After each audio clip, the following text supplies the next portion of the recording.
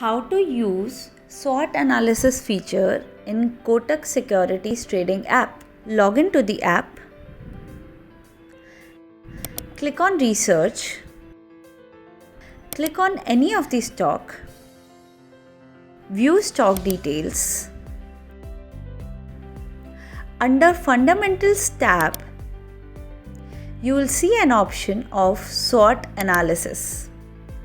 Here, you can analyze your stock by checking the strength, weaknesses, opportunities and threats of the particular stock.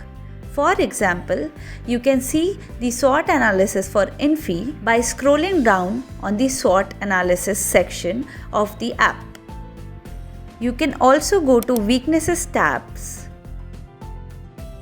Opportunities tabs, Threat tabs to check the SWOT analysis in detail.